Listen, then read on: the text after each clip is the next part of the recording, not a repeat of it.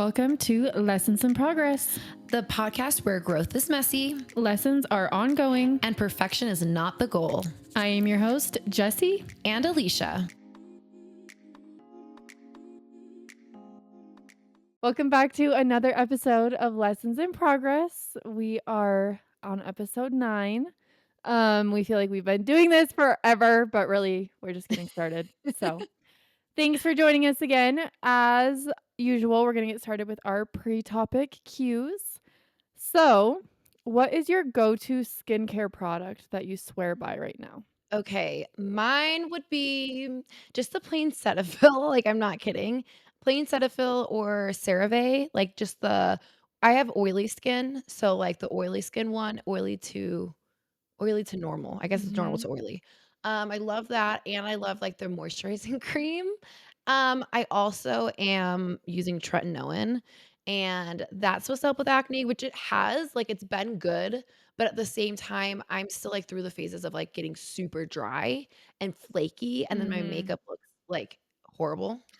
And so, like, I'm going through phases of figuring out, like, the cycling through tretinoin, and I know Mhm. you're supposed to do, like, a sandwich with, like, moisturizer, tretinoin, moisturizer, whatever. We're still You're working working on through it? it. But I would say just basic Cetaphil, CeraVe, and tretinoin right now. Yeah. Love it. Alright, are you a gold or silver jewelry girly? Okay, I used to be silver, like, through and through. I would not like I just didn't wear any gold. And now I do feel like I mix my jewelry. Like, well, I was gonna look at my rings. I have all silver jewelry or rings on, but, like, my earrings are Gold. gold. I have, like, a little gold necklace that I wear every day. Mhm. So, I feel like the, like, mixing is cute. I had more rings and then they started turning my fingers green. So, Ooh. they had to go. But, yeah, I think both. I'm a both Yeah, girly. you've been mixing them really good, and I low key wanna get into silver, and it's been, like, coming back in, but at the same time, I'm like, "I don't know how it's gonna look at my skin tone." I think if you mix it, I I think think it'll be mixed, yeah. yeah. I feel like mixing is, like, because then it's not all one or all the other. Yeah. Good middle path. Yeah. Alright, well, today we're gonna be talking about, like, conflict resolution styles, and our last episode was on boundaries, and so we thought Mhm. it would be kind of interesting to talk about how we handle and manage conflicts. Um, so do you think that you're more of a peacemaker, straight shooter, or a silent simmer? Okay, this question I feel like is really interesting, and if you have known me for a long time, or, like, if you've known me in the past, like, 5 years to now, I definitely used to always, no matter the situation, no matter who it was, didn't matter. I was a straight shooter, like, to, like, a point where it was like, "Girl, calm down." Um, and so ooh, Oh, not the cough. I'm not sick, it's like this lingering cough, it won't go away, but I don't know, I think I'm a combination now of a straight shooter and a silent simmer. I think I take more time now to, like, think and process my own emotions first and then shoot it. Mhm. Where, like, I didn't always used to take that time to, like, silently simmer and, like, really figure out how I'm feeling, so then I just, like, kind of came out as, like, word vomit. So, I'm definitely not a peacemaker. Like, I don't want there to be conflict, but, like, we're not just gonna, like, keep the peace as In opposed to, like, figuring out what's going on, if that Mhm. makes sense. So yeah, I think I'm a combination now. Yeah. I think I've I, s like, sit with it for a second, but then I'm like, "Hey, let's get to it." Yeah, I've seen you go through both of those a little bit, and what do you feel like has been, like, the biggest difference when you've actually been able to, like, sit for a minute instead of just, like, go with go with how you're Yeah, feeling no, right that's a away? good question. So, I do feel like now that I, like, sit with emotions and, like, whether I, like, literally write it in my notes app on my phone or, like, I like to, like, talk through things. Sometimes just to myself, I'll be, like, getting ready and, like, just talking through things out loud. Um, but I feel like since I've been doing it this, like, kind of new way, and I've also learned this in therapy, shout out to my therapist, Love therapy. um, I feel like it's where we're having conflict about the problem as opposed to, like, either how I'm, like, addressing it or, like, maybe the things that I said that I, like, really didn't mean, but I was just, like, angry and hurt and whatever, so I, said them. So, like, we're not arguing over, like, "Well, you were a bitch." We're, like, actually able to have, like, a constructive conversation over whatever the problem is, and, like, I feel like it gets resolved a lot faster. Yeah. So, No, you've been doing really good at that. thank I'm so you. proud of you. Thank you. Alright. So, kind of going off of that one, what is a sign that you know you're upset even if you're trying to, like, play it cool? Okay, so I'm gonna bring in technology and texting versus in person kind of scenarios. Yes, we'll get into that more Uh, later, but yes. yes, and so I feel like for me, a sign okay, if you know me, I am like, exclamation mark, exclamation mark, exclamation mark, emoji, emoji, emoji. Like, that's how I text because I feel like when you just use a period or you don't, like, I just feel like people are mad. Like, I know that's not the case, but like, I'm just like, just so you know, I'm not mad. Like, there's the exclamation mark and here's the emoji. I love you. Yeah. You know? Yeah. Um, and so I feel like one of the biggest signs when you know I'm upset, and I know I'm upset, is when I'm like, "Ah, I don't feel like putting exclamation mark," or like, "I don't wanna use an emoji." But then I'm, like, in my head and I'm like, "Oh my gosh, they're gonna know I'm mad because everyone knows how I text." So, like, if I Mhm. truly don't set an exclamation mark, people know I'm upset, and I'm like, "Do I want them to know I'm upset? Like, is it that big of a deal?" Like, but I definitely navigate things through text with maybe it's just one exclamation mark instead of, like, 3, you know? Like, I'm kind of upset, but, like, the But exclamation it's mark's okay. there, you Yeah. know? So, I feel like the texting, that's kinda how I figure, like, okay, I'm a little bothered, I'm a little Mhm. upset, and I'm trying to kind of be, like, stern and not rude, still respond, but, like, you're not getting all the lovey-dovey. Yeah. You're not getting that. Yeah. And in person, I feel like you just kind of, like, dissociate. yeah, I'm happy that I, like, just pull back. Yeah. Like, I withdraw. Like, I think of it with, like, work, for example, Mhm. and, like, when there's topics that I'm, like, getting upset about or I'm hearing, like, let's say we're in a PLC or in a faculty meeting or something, and, like, there are some things that I don't agree with, and I'm like Mhm. I can feel my body, like, starting to be like but then I'm like, "Nope, not gonna say anything. This is not the place to say something right now. I'm gonna go back to my room and talk about it, Yeah. and then we'll talk about this later actually, and then, we'll go ahead and address it a way that feels more professional." But, yeah, I definitely pull back or Yeah. withdraw a little bit. Yeah. You do. I do. Right. Girly twists on tough subjects. So, Mm. Do you find it hardest to have conflict with friends, family, partners? And do you handle conflict the same way with all people? okay. I really don't like fighting with my partner. That's just I think that that's the one that, like, affects me the most. Like, I don't like having friend arguments, and I don't like having family arguments, but, like, when I fight with my man we've only gotten in one fight, so but, like, it's like I get, like, anxious like, I just am like, "I don't wanna fight with you." Like, Mhm. I really, really don't wanna fight with you. So I think for me personally, the hardest conflict not to resolve, but just, like, that, like, the silent simmer part where you're just kind of, like, giving space and letting each other Yes. feel. I think that is the hardest for me with him. Um, I really don't like fighting with my partner. Like, top 10 things of my least favorite things. I hate it. I'm like and, like, not that, like, I'm a peacekeeper, like I said, like, he doesn't do things to upset me, but, yeah, I don't Yeah. like it. I feel the same way with that. I'm like, partner stuff is so uncomfortable. I'm like, a day and I will s we rarely get into, like, disagreements or arguments where it's like, "Let's take some space and revisit this." But it's the same thing. It's just like, "Alright, can we just, like, sit down and knock this out right now? Like, Yeah.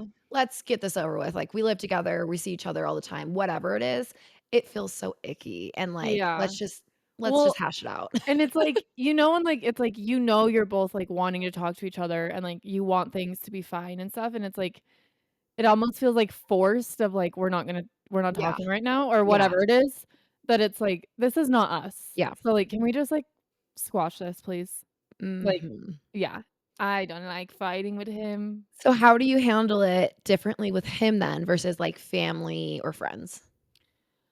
I feel like my family and friends I don't know, it's something about when there's, like, romantic things involved. I don't know, like, I don't necessarily need, like, time to process my emotions with my family and friends, I feel like, just 'cause it's like, I love my family and friends, of course, I do love my family and friends. It's just different when it's your partner. Um, so I feel like when it's family and friends, it's easier for me to, like I don't need as much time, I think, to, like, think about how I'm feeling. Also, maybe we'll get into this one episode, but I have a lot of, like, things that I've worked through, um, in romantic relationships that, like, I didn't have happen to me in platonic Yeah. relationships or with my family. Um, so I think I don't need as much time to talk through things with my friends or family. I can just be like, "Hey, I didn't like that," or like my dad and I got into it last weekend, and he stormed out of the house. I was over at their house and whatever. But then, like, I called him, like, an hour later, and I was like, "Hey, like, let's talk about this." Mhm. Where with Lige, the one little argument we've gotten into, it was those bears I was really fucking excited about? They're going in the goddamn trash can. Turn back to episode, what, 5 or I some don't know what shit that if you was, don't but, know what it like, is. trash can, basura.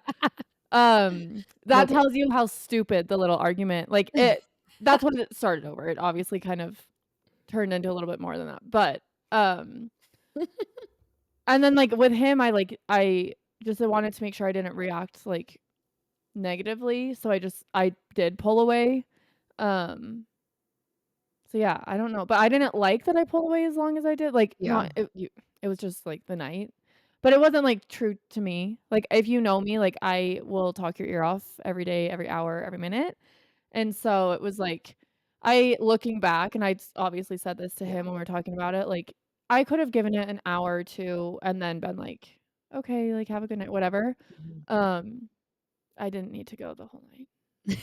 So, At least you reflected and you learned, yeah, and we had a so really good conversation. but wonderful, that's great. Okay. Have you ever drafted a long text and then deleted it? Hmm. I feel like, yes, I have. But I feel like it's been a minute. Like, I feel like a lot of the times, like, I will sit like, if it's something, like, with conflict, Mhm. I'll sit and think about, like, "How am I saying this? How can this be perceived over text?" I think that's the biggest thing. It's like, if I'm communicating with you in person, you can see my face, you can see my emotion, but things can be misunderstood through text, and hence all the exclamation marks and smiley faces I send because I'm like, "Don't take this the wrong way." Yeah. Um, and so I think I in the past, maybe, like, college or high school days, like, Yeah. yeah, erased it. Now I think I just take a lot more time when I'm sending, like, a longer text, and I try to read it and, like, take a break from it and then, like, revisit it just to make Mhm. sure I can get my point across that feels, like, true to who I am and how I wanna express myself, but also, like, make sure I'm not sending anything in a, like, red zone. Like, Yeah. "Hey, I'm upset, and it's okay to feel upset, but, like, how can I make sure I come at this a little bit more level-headed so we can have a productive conversation?" Yeah. I love that. Okay, so kind of going off of that too, are you more of a person that likes to resolve conflict in person or over the phone? Oh, this is a good one because in the past, I'd always be like, "In person, in person, in person." And I think I still prefer in person, to be honest. It's just way better, like, let's communicate, but kind of like talking like how we've been talking in general, sometimes needing a little bit of space Mhm. to, like, think about and process because I'm not, like, really great with my words sometimes, and, like, I don't know how to always express what I'm feeling, and so, like, if we're gonna talk on the phone right after something happened, I'm not gonna be able to truly explain what I'm feeling and, Mhm. like, why I'm feeling upset or this kinda thing, or maybe, like I said, it comes off in a way that I wish I would've taken the time to reflect better and had a more level-headed way of saying it, I guess. Yeah. And so I personally like doing it in person over the phone because things can be so, like, misconstrued over the Yes. phone. Um, but I do think what I appreciate over the phone is, like, I can really get my thoughts down, Mhm.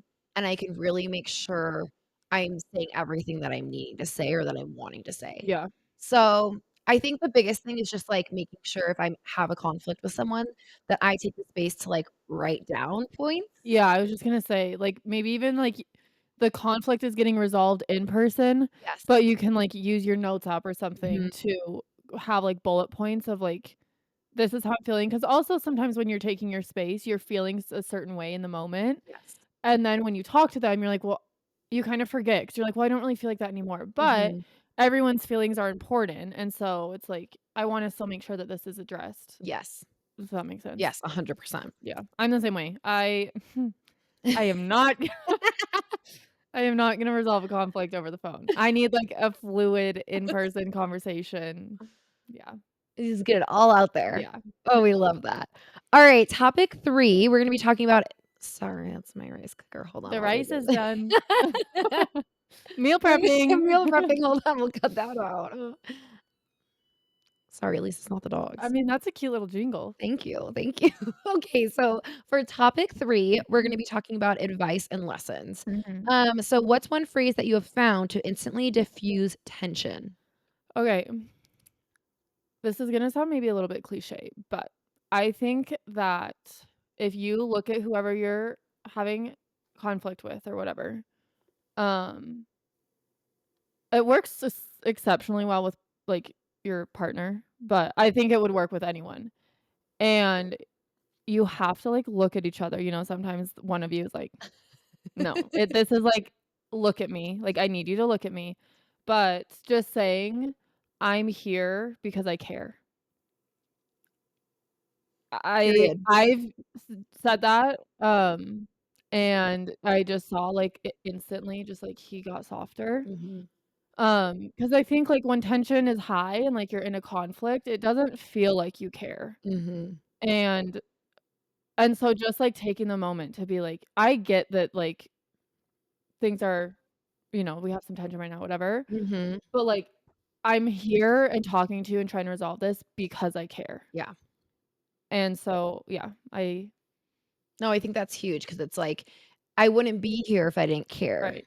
And with So anything, like, yes, like, in your relationship, but also, like, with friendships and with family, like, if you're trying to resolve a conflict, it's 'cause you care. If you're walking away from it and you're like, "Whatever, don't talk to me," you obviously don't care. yeah, Like, exactly. so and it goes a long way, I think just, like obviously, I don't like to scream, like, I'm not a screamer, so it's like, Elijah does not scream at me, but, like, when we had our little issue, I just, like, looked at him and I was like, "Please look at me," and he, like, looked like, made eye contact with me, and I was like, Mhm, "I'm here 'cause I care," and, like, mhm. it is true, like, just hearing that in the middle of, like, sometime where, Yeah, like, you might not normally be like, "Baby, I care about you." yeah, It it helps. yeah, like, the whole So, body is like, it's like, okay. It's "Alright, now almost we can like kinda get it's like the talking." people feel safe, Yeah. like, it's like, "Hey, you're not here to, like, Run hurt me. yeah. Like, you're here 'cause you care and, like, okay, I feel safe now, like, let's talk through this." Yes, exactly, you don't feel like you're on defense or offense or Yes, whatever it is, like, you yes. feel like, "Okay, like, we can truly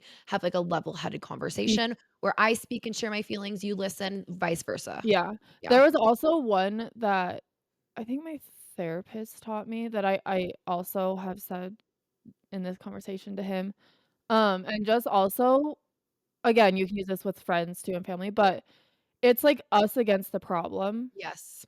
It's not us versus each other. Yes. Because when Love you're that. having conflict, it totally feels like it's like me versus you, Mhm. and in reality, it's not. It's we feel so strongly about each other that there's some sort of conflict, and, like, the conflict is what's trying to break us apart, so Yes. it's not us we're not fighting each other, we're actually trying to fight and resolve the conflict. Yes, I So, love that. yeah. Okay, so, how do you keep a relationship strong after an argument?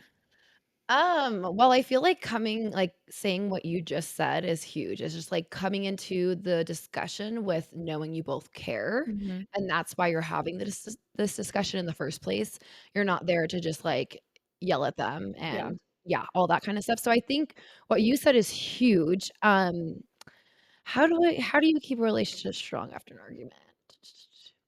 I think it's just when you're done when you're, like ending the conversation, like, the conflict's coming to an end, your discussion's coming to an end, um, just kind of, like, checking back in with each other and just be like, Yeah. like, I care about you, like, I really appreciate you like, us talking about this. This is what hurt my feelings. This is how I'm gonna move forward next, and, like, if they decided they're gonna move forward in a different way next, like, how are we gonna resolve this so it doesn't happen again or t try not happen again, you know? Mhm. And so it's kind of just, like, committing to the action steps of, like, "Oh, I did that, and that hurt your feelings. Okay, so I know if I intentionally don't wanna hurt you, I'm not gonna do that again then, Yeah, you know? yeah, And so I think it's, like, just committing to, like, "Okay, yep, not gonna happen again," and then that same thing for the other person, like, "That really made me upset when you did this."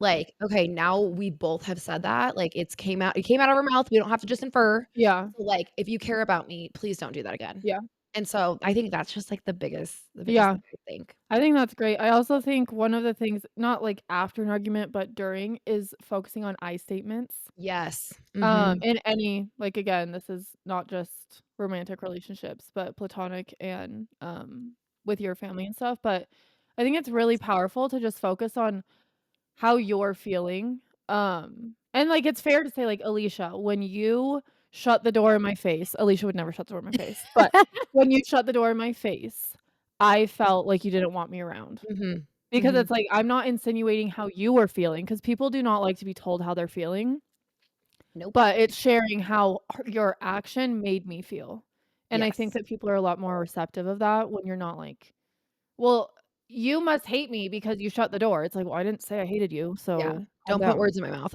Yeah, Yeah, period. What yeah. conflict advice would you give to your younger self? Well, that's a good question.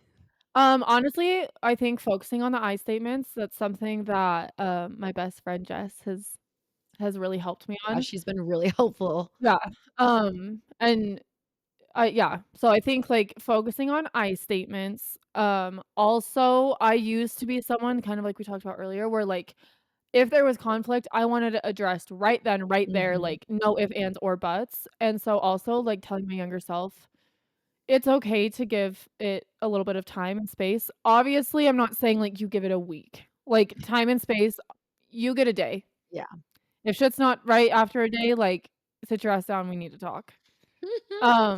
But, like, some space is okay, and Definitely. also, like, people process feelings and emotions differently.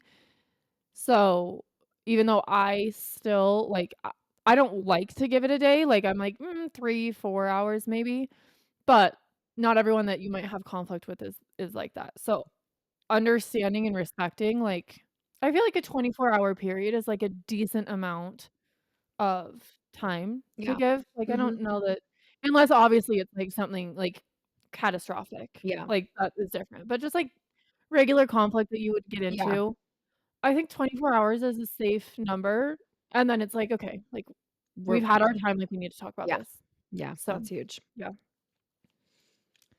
Alright. The Topic 4. art of an apology. Apologies can be hard for some people. So we're gonna just talk about, is it hard for you to apologize? No. It's not. I over apologize, and I think that's something that I'm also working on. Um, like, a day's helped me recognize how I over apologize Mhm. and how when I am over apologizing, it means less than when I truly am, like, apologizing for something else later. Like, I don't know, we would get into things where I'm like, "Oh, I'm sorry," and he's like, "Why are you sorry about that?" And I'm like, "I don't know, I just feel bad." He's like, "Why? Yeah. Like, you shouldn't feel bad. Who cares that the dryer's not done yet?" You know? And, like, Yeah. for me, like, everything truly feels like, "Oh, I just ruined something. I ruined someone's life." And so for me, I feel like I tend to over apologize, Mhm.